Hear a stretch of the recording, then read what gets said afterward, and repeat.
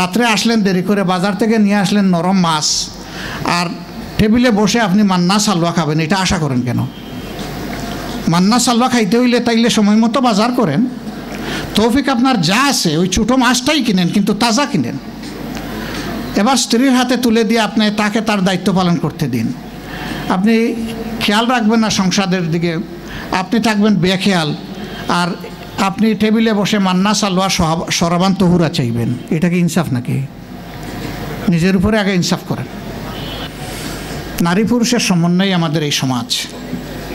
আল্লাহ তাআলা সৃষ্টির সূচনায় একজনের পর আরেকজন পয়দা করেছেন, এবং একজন থেকে আরেকজন পয়দা করেছেন। আল্লাহ আলাদাও করতে পারতেন। প্রথম যাকে পয়দা করেছেন তাকে তো অন্য কাউ থেকে পয়দা করেননি, কুন ফায়াকুন। দ্বিতীয়জনকেও পাঁজরের হাড্ডি থেকে না করে করতে পারতেন, কিন্তু ওখান থেকে করলেন কেন?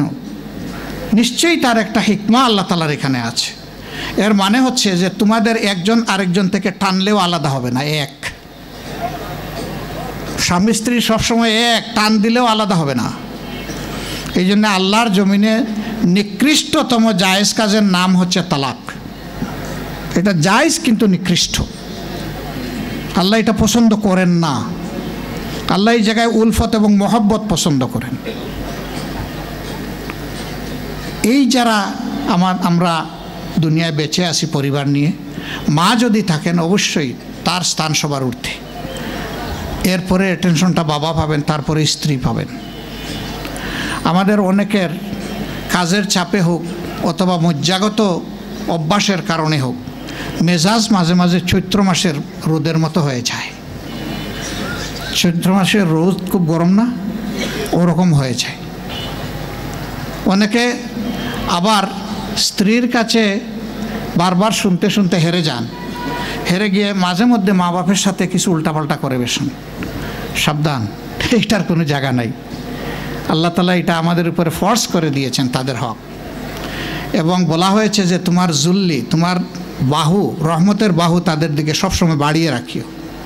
যেভাবে ছোটোবেলা তারা রহমতের বাহু দিয়ে তোমাকে বুকে আগলে ধরেছিলেন, এখন তারা শিশু, বয়স্ক শিশু, তাদেরকে সেই শিশু হিসাবে ট্রিট করতে হবে।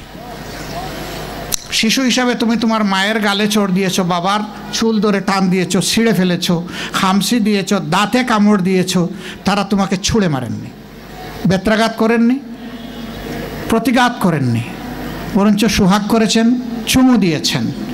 এখন মা বাপ বয়স হয়েছে তো সবসময় ওরিয়েন্টেশন ঠিক থাকবে না, আচরণ একই ধরনের হবে না, তোমার সাথে শিশুর আচরণ করবে।